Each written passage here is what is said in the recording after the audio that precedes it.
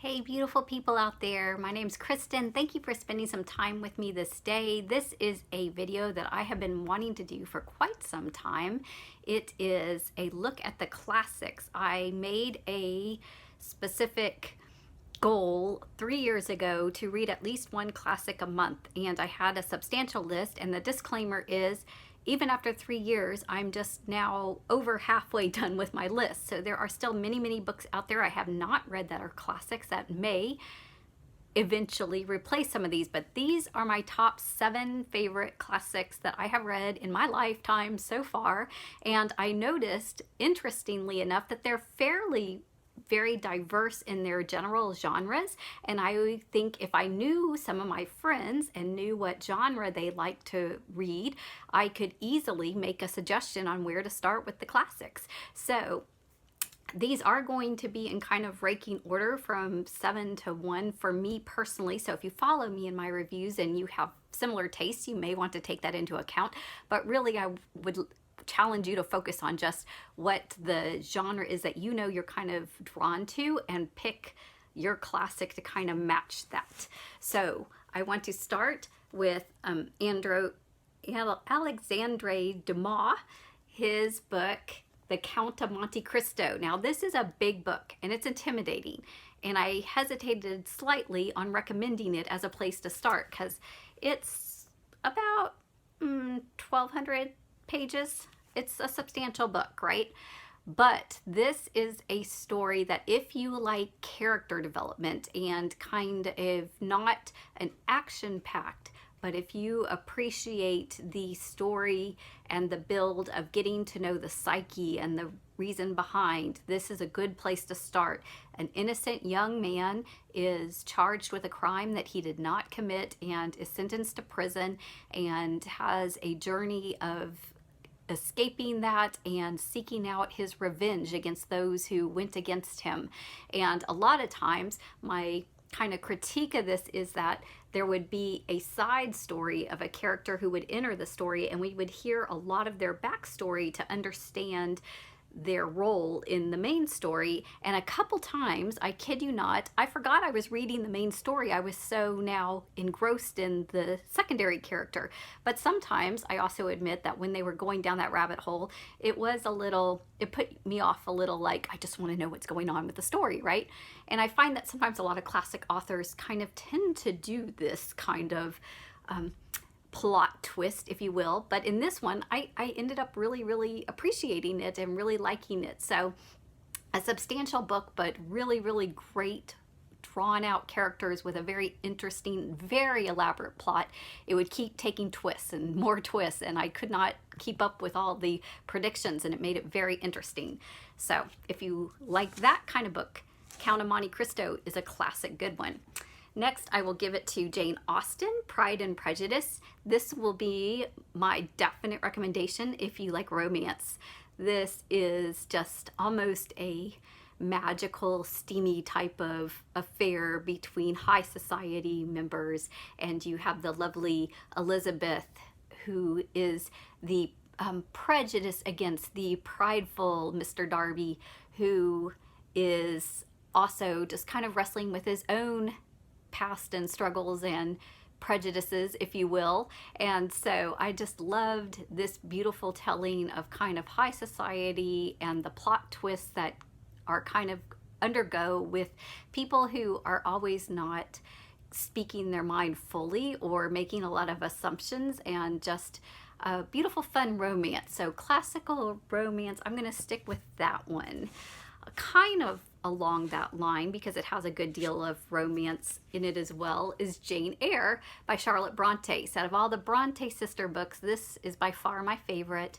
Jane Eyre is that underdog, undercast girl who has so much against her. She doesn't look beautiful or have the heirs or the birthright. She loses her parents, has a lot of growing up that she has to do and overcome, and self-educating to pull herself up in society. And there's a romance that I just adored in this, and there was again some plot twist going back to trying to tie a lot of the characters together. Just really loved it. I felt a lot like it was kind of a little reminiscence of Eva Perón's story, the Evita Argentinian, um, you know, bootstrap, bring up girl comes to her own kind of thing, although not as high, quite high society. So that's that one. The number 4 slot I'm giving to Victor Hugo's Les Miserables. I adore this story for being a nod to historical fiction. It goes into a lot. This is another substantial book. There is an abridged version, but I have not read the abridged version. This is the unabridged version, and it's also about 1,100, 1,200 pages. So goes with the French Revolution, right? You have a prisoner who has stolen, but he is getting far more penalty than what he deserves, and he gets released and is trying to rebuild his life as an honorable man. And Victor Hugo goes into great detail about all the side characters and even the history. At one point, the main character, Jean Valjean, jumps into the Paris sewer system, and there was about 20 pages of the history of the Paris sewer system to give you like a full understanding of what was going on. Now this is in the midst of like a war scene, right? So I'm like, just tell us what's going on. So there is some of that in this, but again, beautiful, beautiful story, beautiful characters. And if you know the musical, I highly recommend reading this and then listening to the musical up to the point you've read, and then reading some more and listening, and because the music is just brings this to life to a whole nother level. So totally love that book. Historical, with some war, and I've read quite a few things based on history and war, but Les Miserables is my favorite. Third, I'm going to give to Jules Verne, 20,000 Leagues Under the Sea. Adore Jules Verne, really love him. This is our sci-fi, right? This is like kind of the father of some of the basic science fiction. This is the story of a couple of men who end up on a mysterious, they think it's an animal, but they discover it's a submarine, the Nautilus, and it is going on a journey and mission and encountering all these crazy sea creatures and just situations going on. And I just not sure that I was 100% sold on a perfect ending of this book, but considering this was written so long ago, that might be an interesting thing to think about. But I just really appreciated the creativity and was just always couldn't put it down. I wanted to pick it back up and see what happened next. So very fun science fiction. If you like exploration, it reads very much like that. A little thriller horror even nod would be The Picture of Dorian Gray by Oscar Wilde. This is a lot of people's favorite classic. It's super short. Well, I guess I shouldn't say super short, but so like less than 300 pages. So this one, basically, because it is a little short, I won't give too much plot away, but there is a mysterious portrait, and it kind of has magical, mysterious powers and kind of haunts and taints and just controls some of Mr. Gray's life. And it's just a fascinating inner character, outer suspense type of thrilling novel that I really liked. So easy classic start.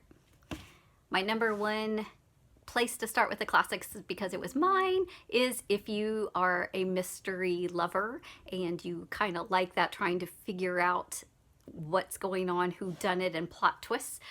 Wilkie Collins' Woman in White. This is a kind of centers around a man who is an artist, teacher, professor, and he's going to a new position, and he encounters a mysterious woman in white. But the middle of it is kind of the journal or backstory of how this mysterious woman came to kind of be who she is and what was going on, and then it kind of flashes back over to him. So you kind of share the story between all of this, and again, amazing things that happened that I was going, wow, how's there so much book left? And then there would be a plot twist and it would be something else new and adventurous and interesting, and a lot of stories about the families involved and all that kind of interesting dynamics going on. So this one, if you like mysteries and trying to figure out who did it, and this was also kind of a predecessor to a lot of other modern day mysteries and whatnot. So I hope that maybe this sparked your interest or got you thinking about some new classics. If you would please leave me a comment with your favorite classic, or if you have recommendations, if you've read any of these and either agree or disagree and why. I would always love that kind of dialogue. I do participate over in Goodreads some, as well as on some messaging community boards discussing classics. So love to connect with you. Leave my email below. Have an awesome, blessed day and happy reading.